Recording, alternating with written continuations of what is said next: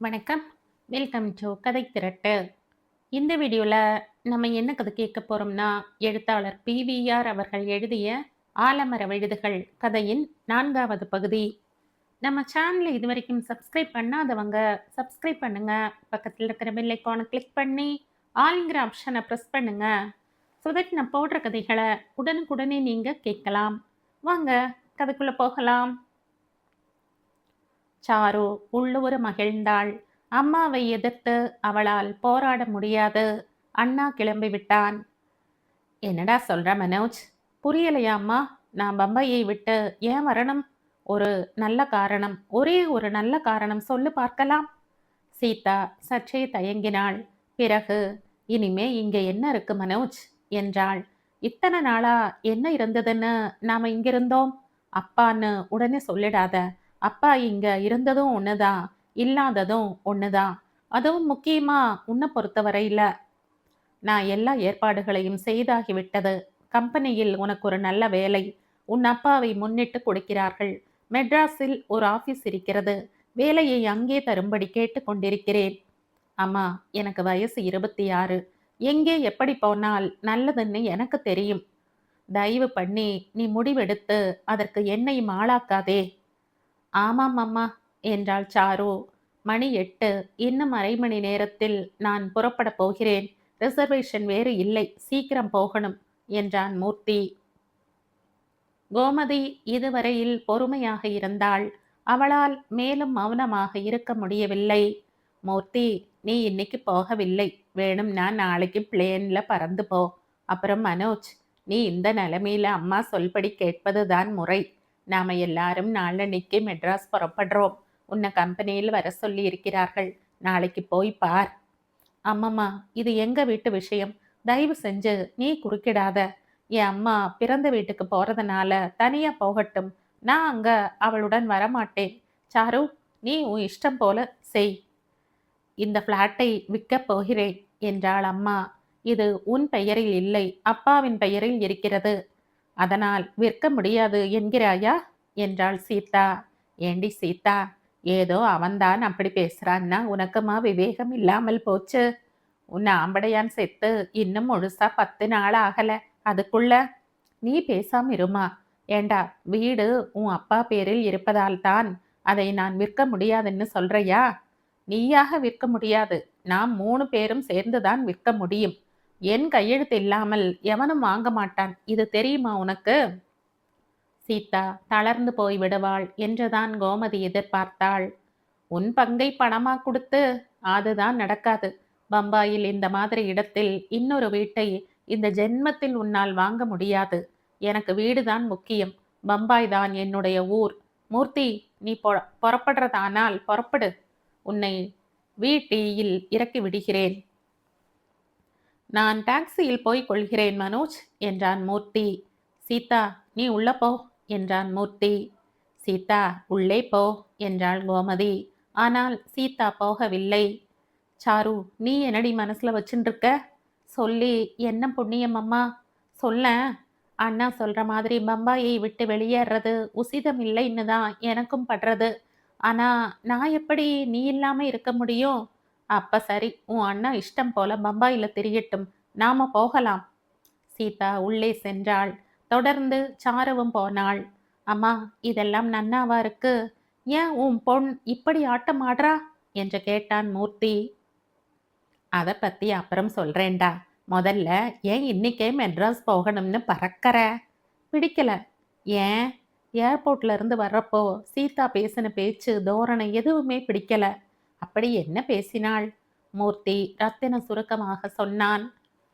மூர்த்தியும் மனோஜும் கல்கத்தா விமானத்தில் இருந்து இறங்கி வெளியே வந்தார்கள். சீதா அவர்களை கண்டதும் தனக்கே உரிய நிதானத்துடன் சந்தித்தாள். சீதாவின் முகத்தில் துக்கத்தின் ரேகை கூட இல்லாதது மூர்த்திக்கு வியப்பை அளிக்கவில்லை, திகைப்பைத்தான் பிறப்பித்தது. என்னக்கா, நீ வரணுமா? நாங்களே வந்து கொண்டிருப்போமே என்றான். ஏதேனும் பேச வேண்டுமே என்ற ரீதியில். முதல்ல கார்ல ஏறுங்கள் என்றாள் சீதா. கார் புறப்பட்டது.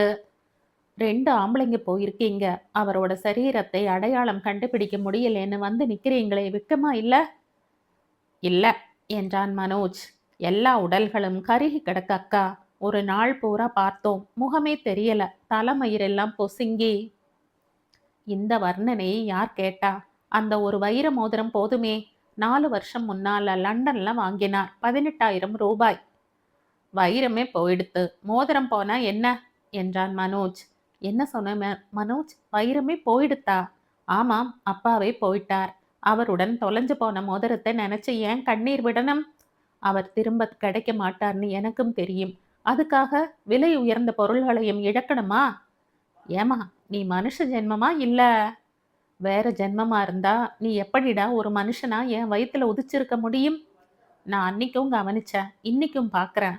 உன் தொண்டையில துக்கத்தின் கரகரப்பு ஏன் லவலேசமும் இல்ல? ஏன்னா துக்கம் இல்ல. மனோஜ், பேசாம இரு என்ற மூர்த்தி. அக்கா, நிலைமை எனக்கு புரிகிறது. ஒவ்வொரு விதமா தங்கள் துக்கத்தை ஒவ்வொருத்தர் வெளிப்படுத்துவா. நீ பேசாம இரு. நான் பேசலைன்னா பேச யார் இருக்கா? மனோஜுக்கு விபரம் போதாது. சாருவுக்கு ஒன்றும் தெரியாது. இனிமே அவளையும் அழைச்சுண்டு மெட்ராஸ்ல குடியேறணும். அவளுக்கு ஒரு வழி அமைச்சு கொடுத்துட்டா அப்புறம் நான் அம்மா அப்பாவுடன் என் காலத்தை ஓட்டுற வரைக்கும் ஓட்டுவேன். மெட்ராஸ்ல நல்ல வீடு கிடைக்கணுமே. என்னடா மூர்த்தி உளர்ற? ஏன்க்கா? திருவான்மையூர் பங்களா இருக்கே. இருக்கு, அதுல நானும் இருக்கனே. அதனால் என்ன? சரிப்பட்டு வராதுக்கா. ஏதோ 10 நாள் இல்ல 1 மாசம் வந்து இருப்பதால் தப்பு இல்லை. ஆனா நிரந்தரமா நீ உன் குடும்பத்தோடு வந்து வசிப்பது பிரச்சனைகளைத்தான் கிளப்பிவிடும். என் 2 அண்ணாக்களே அப்பாவுடன் தங்காமல் தனித்தனியே இருக்கும்போது நீ வந்தால். நான் அப்பாவிடம் பேசியாகிவிட்டது. அப்ப சரி. அது தெரியாமல் தான் நீ பேசினாயா? ஆமாம். ஆனா ஒண்ணு, நீ வந்தால் குடும்பம் இன்னும் ஒரு தடவை உடையும். எப்படியாம்? நானும் தனியா ஒரு ரூம் பார்த்து கொண்டு போய் விடுவேன். அதுவும் இஷ்டம். அம்மா அப்பா வராதேன்னு சொன்னா நான் யோசிக்கணும். எப்ப அம்மா அப்பா வாயை திறக்கலையோ அப்ப நான் ஏன் மற்ற பிரச்சனைகளை பத்தி கவலைப்படணும்? திடீரென்ற மனம் சிரித்தான். என்ன சிரிப்பு என்றாள் சீதா. மூர்த்தி சுய காரிய புலின்னு நாம அடிக்கடி விளையாட்டா சொல்லிடுறோம். அது எவ்வளவு பெரிய தப்புன்னு இப்பத்தான் புரிகிறது. புலி ஓர் அரிய மிருகம். சீதாவும் மூர்த்தியும் வாய் திறக்கவில்லை. உன் வேகம் எனக்கு புரிகிறது. ஆனா நான் என்ன செய்ய முடியும்? அவ மெட்ராஸ்ல வந்து தங்க முடிவு எடுத்துட்டா. பெத்த பொண்ணிடம் வர வேண்டாம்னு எப்படி சொல்ல முடியும் மூர்த்தி? ஆனா பெத்த புள்ளகிட்ட நீ போக வேண்டாம்னு நாளைக்கு சொல்லிடாத. சமயம் வர்றப்போ பார்க்கலாம். தயவு செஞ்சு நீ இன்னைக்கு புறப்படாத. எல்லாருமா தாதர்ல போவோம். அதற்குள் என்னென்ன மாற்றங்கள் நேருமோ யார் கண்டார்கள்? சரிம்மா, உனக்காக இருக்கிறேன். முதல்ல குளிச்சிட்டு வா. ஜீரக ரசம் வச்சிருக்கேன். அப்பளம் காய்ச்சி வடாமும் வறுத்திருக்கேன். வா. மூர்த்தி நகர்ந்தான்.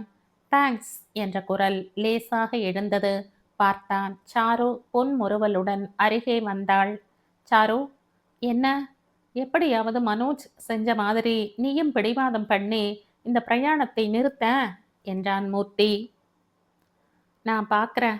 அழு, அடம்பிடி, கத்து. கைகேயி மாதிரி நடிக்கணுமா? அப்படி ஏதா? ஆனா மனசு இளக என் அம்மா தசரதர் இல்லை. திடீரென்று சீதா பிரவேசித்தாள். இங்கே என்னிடம் வம்பு ஏண்டா மூர்த்தி? நீ பாம்பே மெயிலை எப்ப பிடிக்க போற? மணி 8:45. நாளன்னைக்கு பிடிக்க போறேன் என்றான் மூர்த்தி. அனந்தராமனுடைய மூத்த மகன் ரங்கா என்கிற ரங்கநாதனுக்கு ஒரு பெரிய தனியார் நிறுவனத்தில் பெரிய வேலை. அப்பா அவனை வக்கீலுக்கு படிக்க வைத்தார். ஒரு நாள் தமக்கு அவன் வழக்குத்துறையில் உதவியாக வர வேண்டும், தமக்கு பின் தம்முடைய புகழை நிலை நாட்ட வேண்டும் என்றெல்லாம் அனந்தராமன் கனவுகள் கண்டார். ரங்கா கெட்டிக்காரன். சட்டப்படிப்பில் முதன்மையாக தேறி உயர் நீதிமன்றத்தில் வாதாட தகுதியும் பெற்றான். 22 வயதிலேயே ஒளிமயமான எதிர்காலத்தின் அருணன் அனந்தராமனுடைய கண்ணுக்கு தெரிந்தது. அவர் பூரித்து போனார். அந்த பூரிப்பில் ஒரு தவறையும் செய்தார். அது அவர் அவனுக்கு நடத்தி வைத்த கல்யாணம். ரங்காவின் மனைவி சொர்ணம் அழகி, சொர்ண விக்கிரகம் போலவே இருந்தாள். வீட்டுக்கு ஒரே பெண்ணாக இருந்ததாலோ என்னவோ செல்லம் அளவுக்கு மீறி வளர்ந்திருந்தது. அவளுடைய பணக்கார அப்பா எந்த குறையையும் அவளுக்கு வைக்கவில்லை. ஒரு இரும்பு வியாபாரி இரும்பை தங்கமாக மாற்றிக்கொண்டு காரில் பறக்கும்போது பெண்ணுக்கு என்ன குறை இருக்க முடியும்? புகுந்த வீடு வந்து சேர்ந்த சில வாரங்களிலேயே சொர்ணம் நிலைமையை புரிந்து கொண்டாள். ஒரு சத்திரத்தில் தங்கியிருக்கும் எண்ணம்தான் ஏற்பட்டது. மாமனார், மாமியார், மைத்துனர்கள் எல்லோரும் நல்லவர்களாகப்பட்ட போதிலும் ஒரு பெரிய கூட்டத்தில் சாதாரண அங்கத்தினராக இருப்பது முதலில் வேதனையையும் பிறகு ஆத்திரத்தையும் உண்டாக்கியது. பிறந்த வீட்டில் காலை 7:30 மணிக்கு முன்னால் விழித்து கொண்டு விட்டால் இரும்பு வியாபாரி பெண்ணின் நெற்றியை தொட்டு பார்த்து விடுவார். தனக்கு ஜுரம் இல்லை என்று சொர்ணம் சத்தியம் பண்ணியாக வேண்டும். 7:30 அல்லது 8 மணிக்கு முன் கட்டிலை விட்டு இறங்கி அறியாத அவளுக்கு அனந்தராமனுடைய கண்டிப்புகள் 10ஆம் பசலித்தனமாக தோன்றின. அவள் தன் வீட்டில் கண் விழித்து எழுந்ததும் கண்ணாடி முன் குறைந்தது 1/4 மணி நேரமாவது நிற்பாள். இரு கை விரல்களாலும் கன்னங்களின் வழுவழுப்புக்கு ஏதாவது குறை வந்திருக்கிறதா என்று உன்னிப்பாக பார்ப்பாள். வயதின் கோளாறு காரணமாக 15, 16 வயதில் முகப்பரு வந்திருந்தது. அதை ஒரு பெரும் வியாதியாக பாவித்து பல மாதங்கள் மன அவஸ்தையில் தவித்தவள் அவள். 1/4 மணி நேர கண்ணாடி தரிசனத்துக்கு பின் வாயில் டூத் பிரஷ் 10 நிமிடங்களுக்கு விளையாடும். பற்பசையின் ருசி வாயில் மணக்க வேண்டும் என்று அவன் அளவுக்கு மீறி உபயோகிப்பான். ஒரு மாதிரியாக பற்பசை சிநேகிதம் முடிந்த பிறகு டைனிங் டேபிளில் பேப்பரை விரித்து கொண்டு ஒரு கையில் காஃபியும் இன்னொரு கையில் பிஸ்கட்டுமாக உட்கார்ந்தாள். எழுந்திருக்கும் போது மணி 9 ஆகிவிடும். நீ புக்ககம் போனால் எப்படி இருப்பியோ என்பாள் அவளுடைய தாய் அலுப்புடன். எப்படி இருப்ப? இப்ப இருக்கிற மாதிரியே இருப்ப. இந்த மாதிரியான இடத்தில் நான் வாழ்வேன் என்பாள் சொர்ணம். பதில் பேசாமல் அவளுடைய அம்மா உள்ளே செல்வாள். பெண்ணை செல்லமாக வளர்த்ததன் விளைவுகள் பயங்கரமாக தோன்றலாயின அவளுக்கு. புகுந்த வீடு பிறந்த வீட்டைப் போல இல்லாதது சொர்ணத்துக்கு முதலில் ஏமாற்றத்தை அளித்தது. பிறகு வைராகியத்தை பிறப்பித்தது. ரங்காவை சில வாரங்களிலேயே எடை போட்டு விட்டாள். அவளுடைய பொன்னிற மேனி, மழமழப்பான உடல், கையும் காலும் மார்பும் காட்டும் கவர்ச்சிகள் ரங்கா அவளுடைய உள்ளத்தை எட்டி பார்க்கவும் முயற்சி செய்யவில்லை. உடலைத்தான் ஆராய்ந்து கொண்டிருந்தான். சொர்ணம் யோசித்தாள். தன்னை ரங்கா உபயோகித்துக் கொள்வதை தடுத்து நிறுத்தினாள். தசரதனையே ஒரு கைகேயி மாற்றினாள் என்றால் ஒரு ரங்காவையா மாற்ற முடியாது? அவளுடைய எண்ணம் கைகூடி விட்டால் அனந்தராமனுடைய அதிகார குடையின் கீழ் அவள் ஒடுங்க வேண்டாம். 5 மணிக்கு எழுந்து மாமியாருக்கு உதவி செய்ய ஓட வேண்டாம். கீழே உட்கார்ந்து ஆண்கள் சாப்பிட்ட பிறகுதான் சாப்பிட வேண்டும் என்கிற கட்டாயம் இருக்காது. கணவர் அல்லது மைத்துனர்கள் முன்னிலையிலே உட்காரக்கூடாது என்ற சொல்லாமல் சொன்ன நிபந்தனை இருக்காது. ஓர் இரவு 10 மணி அளவில் அப்பாவுடன் சில வழக்குகளை பற்றி பேசிய பிறகு ரங்கா படுக்கை அறைக்கு வந்தான். சொர்ணம் நன்றாக உறங்கிக் கொண்டிருந்தாள். எழுப்ப மனம் வராவிட்டாலும் அவனுடைய மிருகத்தனம் மூட்டிவிட்ட வெறியில் எழுப்பினான். தூங்காதவளை யாரால் எழுப்ப முடியும்? முனகி முனகி சொர்ணம் முதல் நாள் வெற்றி கொண்டாடினாள். அதன் பிறகு பல நாட்கள் சொர்ணம் அவனுக்கு கிடைக்கவில்லை. ஒரு நாள், சொர்ணம், என்ன நீ வர வர வர வர இல்லை, ஒன்றுமில்லை. நான் என்ன உங்க அப்பாவா? பயப்படாமல் சும்மா சொல்லுங்கள். என்னை கண்டாலே உனக்கு இப்பெல்லாம் வெறுப்பாக இருக்கிறது. யார் சொன்னா? யார் சொல்லணும்? நானும் நீயும் தனியா பேசி எத்தனை நாளாயிற்று தெரியுமா? என்ன பேசணும்? இது என்ன கேள்வி சொர்ணம்? ஏன், நீங்க ஒரு கருப்பு கோட்டு தானே, பதில் சொல்லுங்களேன். சொர்ணம், உனக்கு என்ன கோபம் அல்லது குறை? அல்லது நீங்க அட்வொகேட்டா இருப்பது எனக்கு பிடிக்கல. ஐயோ, என் அப்பா நினைச்சா ஒரு கம்பெனியில மாசம் 1000 ரூபாய் சம்பளம் கிடைக்கும். இங்கு பணத்துக்கு என்ன குறைச்சல்? சரி, இப்ப போய் 100 ரூபாய் கொண்டு வாருங்கள். இதென்ன பிரமாதம்? 1000 கொண்டு வரேன். அந்த பணம் உங்க பணமாக இருக்க வேணும். புரியல? நீங்க சொந்தமா சம்பாதிச்சதா இருக்க வேணும். இது என்ன உளறல் சொர்ணம்? 1000 வேணும்னாலும் உடனே கிடைக்கும். ஆனால் என் பணம் உன் பணம் என்கிற வித்தியாசம் இந்த வீட்டில் இல்லை. அப்ப வீட்டை மாற்றுங்கள். எந்த பொண்ணுக்கும் தன் கணவன் சம்பாதித்த காசில்தான் பெருமை இருக்கும். என்னுடைய உள் பாவடைக்கும் உங்க அப்பா பணமா? சிச்சி. சொர்ணம், நீங்க ஒன்றும் சொல்ல வேண்டாம். நான் என் அப்பா கிட்ட ஒரு ஜூனியர். இந்த குடும்பம் ஐக்கிய குடும்பம். Hindu undivided family. எல்லா பிள்ளைகளுக்கும் சம உரிமை உண்டு. அப்பா கர்த்தா. இதெல்லாம் எனக்கும் தெரியும். நீ புரியாம பேசாத. எல்லாம் புரிஞ்சுதான் பேசுறேன். சண்டை சச்சரவு இல்லாம எல்லாருடைய அங்கீகாரத்தின் பேரிலும் நாம தனியா போயிடலாம். தனியா போறதா? ஏன் இப்படி அலறேள்? நான் என்ன பசுமாட்டை கொன்னுடலாம்னா சொன்னேன்? என் அம்மா அப்பா நல்லவர்கள் சொர்ணம். யார் இல்லைன்னா? நல்லவள்தான். கேட்டு கேட்டு பரிமாறினாள். மாமனார் பெத்த பொண்கிட்ட பேசுறது போல பேசினார். இதெல்லாம் நான் இல்லைன்னு சொல்லலையே. பின்ன? எலி பாழானாலும் அது தனி பாழாக இருக்க வேண்டும். குடும்பத்தில் விரிசல் ஏற்படும் சொர்ணம். குடும்பம்னா என்ன? ஒரு கணவன், ஒரு மனைவி, அவர்களுக்கு பிறக்கிற குழந்தைகள். வயதான பிறகு குழந்தைகள் தங்கள் குடும்பங்களை சிருஷ்டி செய்து கொள்கிறார்கள். அப்படி சிருஷ்டி செய்ய வழி அமைக்க வேண்டியது பெரியவர்களுடைய கடமை. அமெரிக்கா, பிரிட்டன், ஜெர்மனி, பிரான்ஸ் இங்கேயெல்லாம் என்ன செய்கிறார்கள்? மாட்டுப்பெண் செருப்பு தைக்க மாமனாரிடமா சில்லறை கேட்கிறாள்? நான் தனியா தொழில் நடத்த முடியாது. இந்த தொழிலை நடத்த வேண்டாம். நாளைக்கு நான் என் அப்பாவை பார்க்கிறேன். சொர்ணம் தன் பிடிவாதத்தையும் தளர விடவில்லை. தன் உடலையும் அவன் தீண்ட அனுமதிக்கவில்லை. உடலை தாண்டி அவன் அவளுடைய உள்ளத்தை தொட முயலட்டுமே. 6 மாதங்கள் ஓடின. கல் சீக்கிரமே கரைய ஆரம்பித்து விட்டது. கரைப்பது சொர்ணம் அல்லவா? ஒரு ஞாயிற்றுக்கிழமை மாலை அப்பாவும் அம்மாவும் புல் தரையில் உட்கார்ந்து கொண்டிருந்தார்கள். அப்பா முழங்கையை ஊன்றிக் கொண்டு சாய்ந்திருக்க, அம்மா மல்லிகைப்பூ தொடுத்து கொண்டிருந்தாள். ரங்காவை கண்டதும் கோமதி, வாடா ரங்கா, இத சொர்ணத்துக்கிட்ட கொடு, நல்ல சமயத்துக்கு வந்த என்று அருகே ஏற்கனவே தொடுத்து வைத்திருந்த பூவை நீட்டினாள். அவன் வாங்கி கொண்டு புல் தரையில் உட்கார்ந்து கொண்டான். அம்மாவுக்கு ஆச்சரியமாக இருந்தது.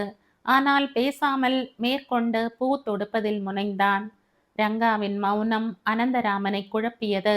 ரங்கா எப்போதும் கலகலப்பாக பேசுகிறவன். அவனுடன் பேசிக் கொண்டிருந்தாலே பொழுது ஓடிவிடும்.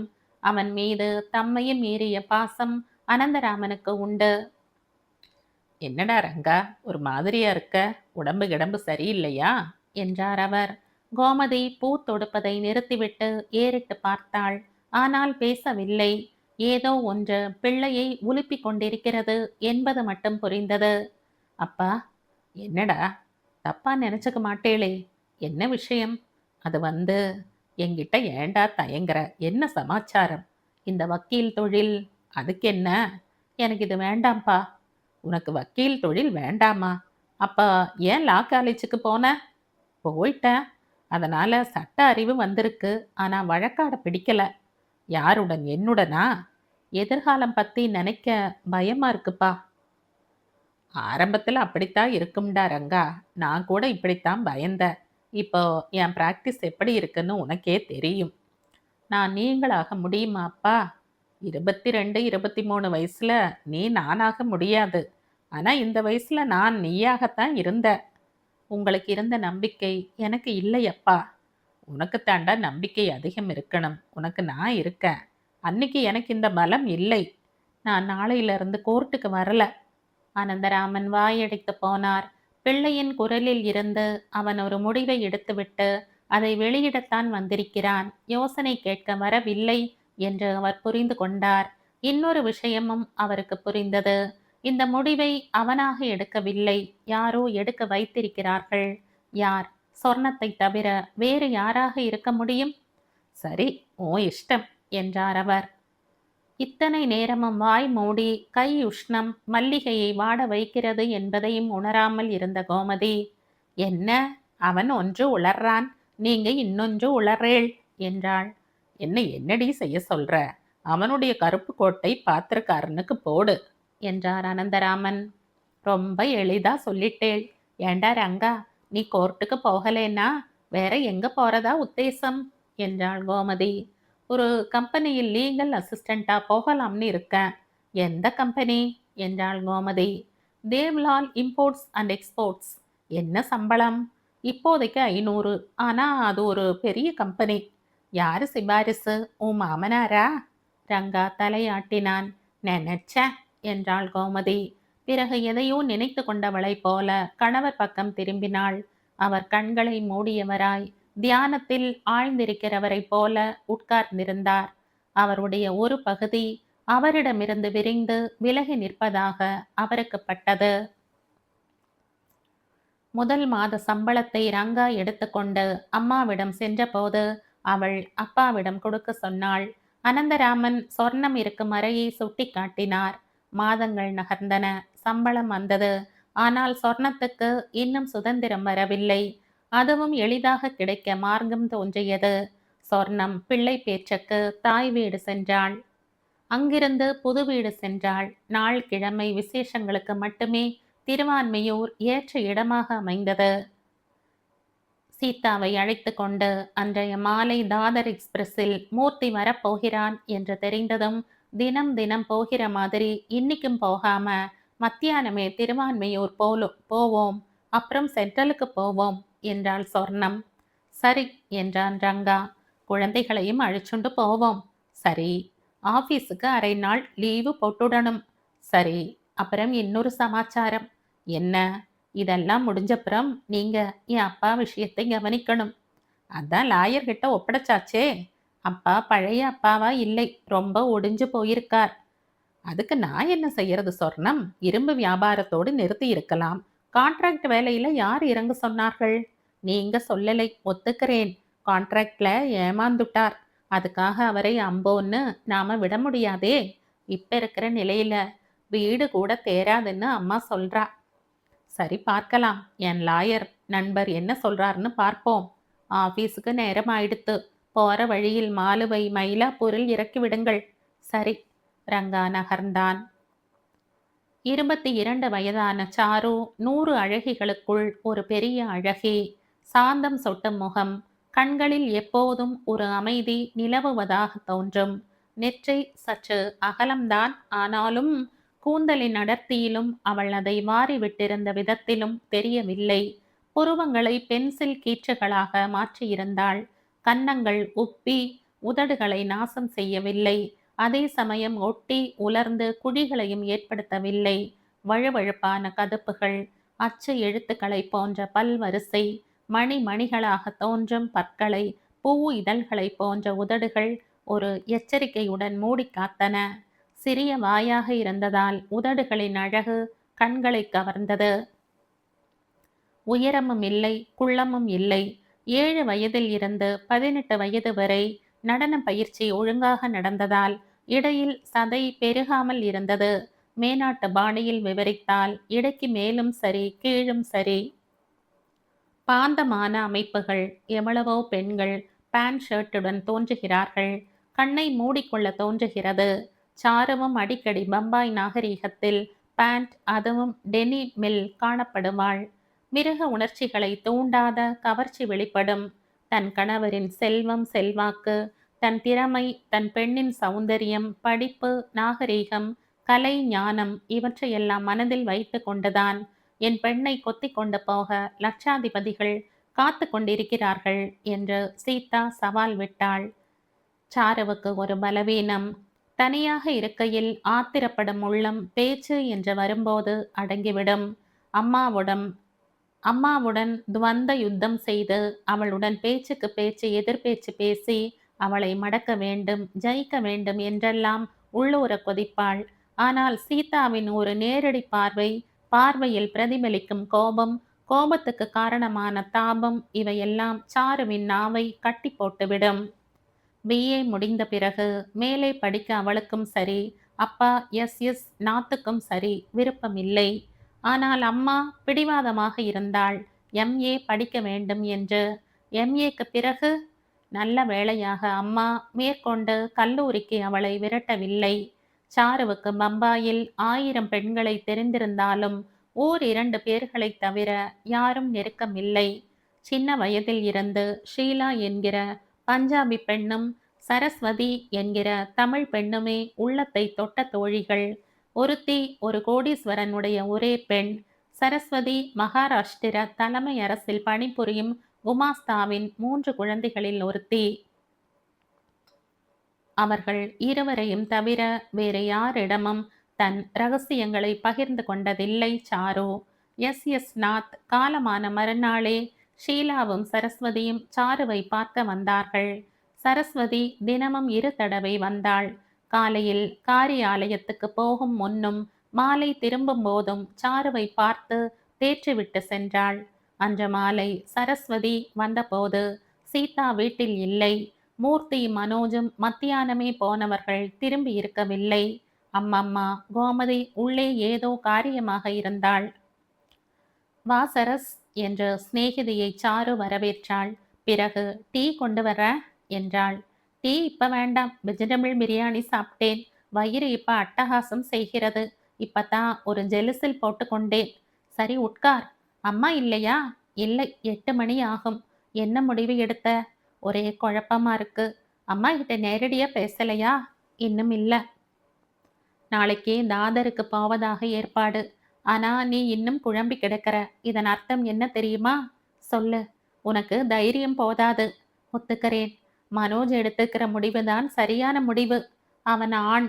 பொண்ணுன்னா தலையை குனிஞ்சுண்டே போகணுமா? என்னை என்ன செய்ய சொல்ற? பம்பாயை விட்டு போகாத. அப்படி போனா நீ மகாலட்சுமியை மதிக்காமல் போறதா ஆயிடும். இங்க எப்படி இருக்கிறது சரஸ்? மனோஜ் இருக்கான். துணைக்கு அண்ணனை விட வேறு யார் வேணும்? உன் அம்மா பிடிவாதமா இப்ப புறப்படுறா. மெட்ராஸ் கொஞ்ச நாள்ல அழுத்துடும். தானா தளர்ந்து போய் திரும்பிடுவா. அப்போ நானும் கூட திரும்பிடுவேன். உன் பாட்டியும் தாத்தாவும் ஆசைப்படுறது நிறைவேறணும்னா நீ சென்னைக்கு போக கூடாது சாரு. மூர்த்தியை ஜானா காதலிக்கிறாள்னு உனக்கு தெரியும். ஏன் நீயும் தான். காதலை அவள் வெளிப்படுத்தி இருக்கா. நீ உள்ள புதைச்சு வச்சிருக்க. என் காதல் எப்போதும் ஒரு முக்கோணமா இருக்கு சரஸ். அப்பத்தான் போட்டியில் விறுவிறுப்பு, தவிப்பு, வெற்றி தோல்வி, திரும்ப ஏமாற்றம் எல்லாம் இருக்கும். காதலுக்கு தடையோ குறுக்கீடோ எதிர்ப்போ குழப்பமோ இல்லாவிட்டால் அது சப்புன்னு ஆயிடும். அது சரி, மூர்த்தி உன்னை பத்தி என்ன நினைக்கிறான்? தெரியாது. தெரிந்து கொள்ள நீ முயற்சியே எடுக்கலையா? எப்படி முடியும்? வீடு ஒரே கலேபரமா இருக்கு. அப்பாவின் ஆத்மாவையும் மறந்து அம்மா மனோஜுடன் வாதாடுகிறாள். மூர்த்தி மௌனமா இருக்கான். மனோஜுக்கு ஒரு பக்கம் துக்கம், இன்னொரு பக்கம் கோபம். இதற்கிடையில நான் எப்படி சரஸ் மன சமாதானத்துடன் மூர்த்தியின் மனதை அறிய முடியும்? அதுவும் உண்மைதான். என்ன செய்யறதுன்னே புரியல. நீ மெட்ராஸ் போனால் 2 விபரீதங்களில் ஒன்று நடக்கும். என்ன? ஒன்று, உனக்கு கல்யாணம் நிச்சயமானா ஜானா ஒதுங்கிக் கொள்வாள். இன்னொன்று, மூர்த்தி அவளை தொடருகிறான் என்று தெரிந்தால் நீ ஒதுங்கிக்குவ. மூணாவதும் இருக்கு. என்னது? மூர்த்தி 2யும் ஒதுக்கி விடலாம். ஏன் அப்படி சொல்ற? பாட்டிக்கும் தாத்தாவுக்கும் ஜானா மருமகளா வர்றது பிடிக்கலை. நான் அந்த வீட்டு மருமகளா போறது அம்மாவுக்கு மகா கசப்பா இருக்கு. என்னை கிணத்துல தள்ள மாட்டாளாம். இந்த வார்த்தையை அவள் பாட்டியிடமே சொல்லி இருக்கிறாள். எது எப்படி போனாலும் சரி சாரு, நீ பம்பாயை விட்டு போவது உசிதம் இல்லை. நீ எம்ஏ ஃபர்ஸ்ட். தடிக்கு விழுந்தா லேடிஸ் காலேஜுகள், கேர்ள்ஸ் ஸ்கூல்ஸ் நிறைய இருக்கு. வாயை அடைத்தால் வேலை கிடைக்கும். ஓடுற வரைக்கும் ஓடட்டும்னு நீ இருக்கலாம். சாருவுக்கு என்ன பதில் சொல்வது என்று தெரியவில்லை. யோசித்தாள். மூர்த்தி பிரவேசித்தான். சரஸ்வதி எழுந்தாள். உட்கார்ந்து கொள் என்ற மூர்த்தி சோஃபாவில் உட்கார்ந்தான். விடை கொடுக்க வந்திருக்கியா என்று கேட்டான். இல்லை, பம்பாய் விட்டு போகாதேன்னு அட்வைஸ் பண்ண வந்திருக்கேன். நல்லது. என் யோசனையை கேட்காதவள் உன் புத்திமதிப்படி நடந்தால் சரி. சரஸ்வதி உள்ளூர மகிழ்ந்தாள். தனக்கு எது நல்லது எது நல்லது இல்லைன்னு இன்னும் சாருவுக்கு புரியல என்றாள் சரஸ்வதி. அதுக்கு காரணம் சாரு இல்ல, அவள் சாது. தெரியும் அம்மா, தெய்வந்தான். ஆனா கோவில் பூட்டி இருக்கிற வேளையில் நாம் கோவில் கதவின் மேல் முட்டிக்கிறது விவேகம் இல்லை. இந்த குடும்பம் எங்கேயே தொடர்ந்து இருப்பதுதான் நல்லது. சாரு, உன் மாமா சொல்றது காதல் விழுந்ததா? விடுறது. கொஞ்சம் யோசிக்க விடு. அதுக்குள்ள தாதர் புனாவை தாண்டி ஓடிடும் என்றான் மூர்த்தி. பிறகு அக்கா இல்லையா என்று கேட்டான். இன்னும் வரல. மனோஜ் எங்க? அந்தேரிக்கு போயிருக்கான். கொஞ்ச நாளைக்கு அங்கிருந்து அவனுக்கு சாப்பாடு வரப்போகிறது. நீ உதட்டை அசைத்தால் 2 சாப்பாடா வரும். அசைப்பியா? அசைடி சாரு என்றபடி சரஸ்வதி எழுந்தாள். கிளம்பிட்டியா என்றான் மூர்த்தி. ஆமாம், நேரமாறது. காட்கோபா போகணும். சரி, நாளைக்கு வா. நிச்சயமா? சரஸ்வதி வெளியேறிய பிறகும் சாரு மௌனமாக உட்கார்ந்திருந்தாள். சாரு, ம், என்ன செய்ய போற?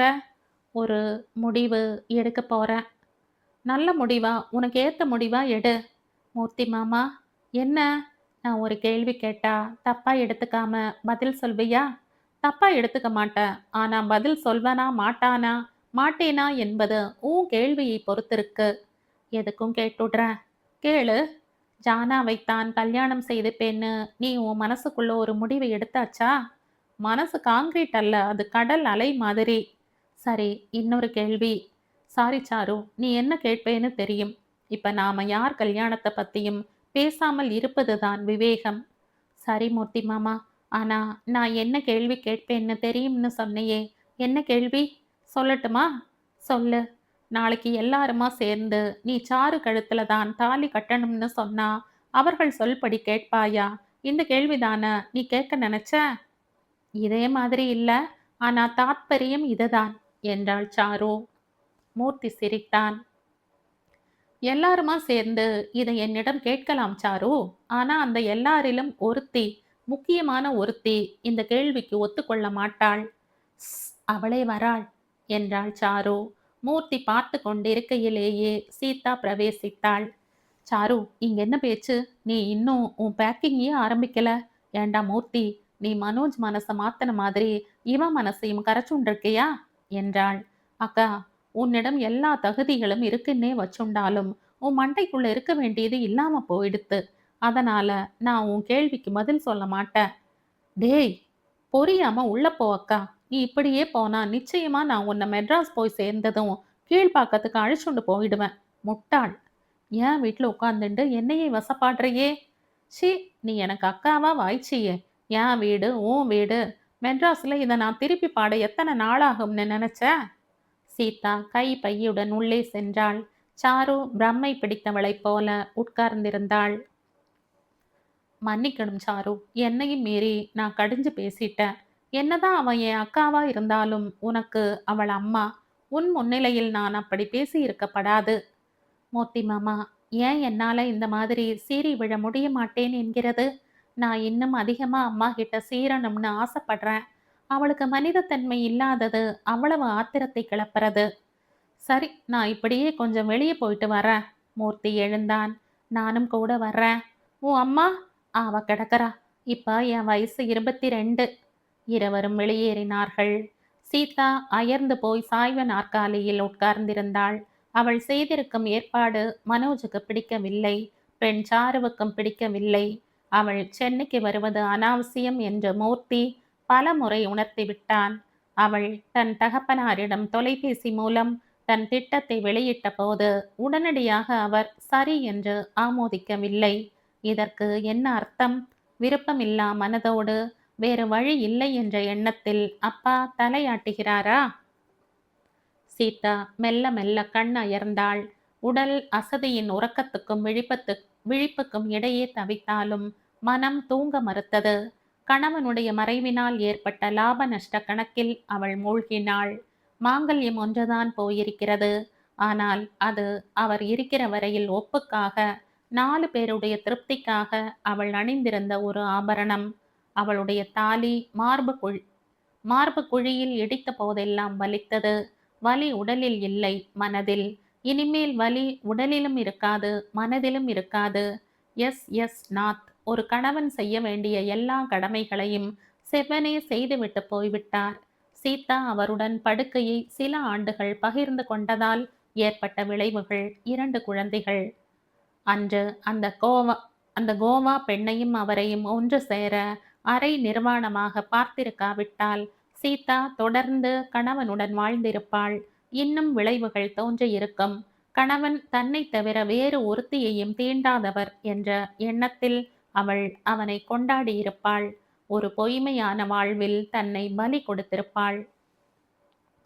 அவளுடைய அதிர்ஷ்டம், அவள் ஏமாறவில்லை. கணவன் எப்படிப்பட்டவன் என்பது சீக்கிரமே புலப்பட்டு விட்டது. அதன் பின் அவளுக்கு ஒரே குறையை தவிர வேறு எந்த குறையும் இருந்ததில்லை.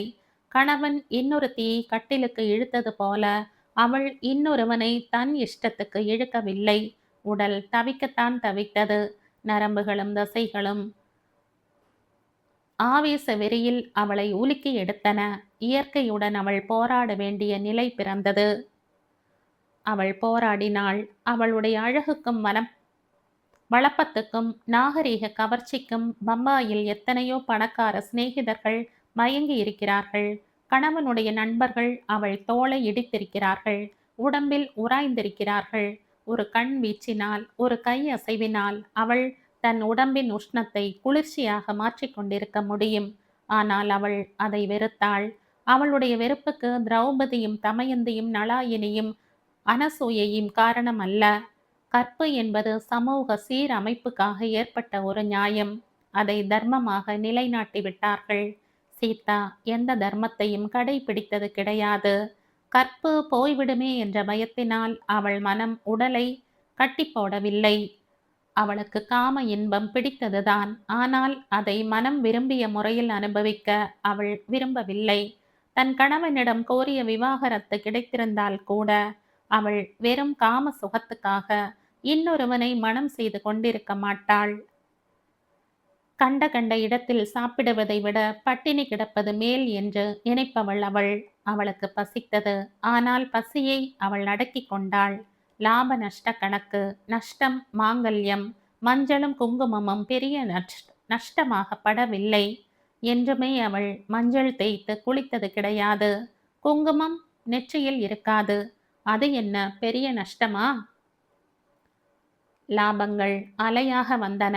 வீடு, பணம், பல விதங்களில் பணம், ஆயுள், இன்சூரன்ஸிலிருந்து நஷ்ட ஈடுகள் வரை லட்சக்கணக்காக பணம். இந்த கதையின் தொடர்ச்சியை அடுத்த பதிவில் கேட்கலாம். நன்றி.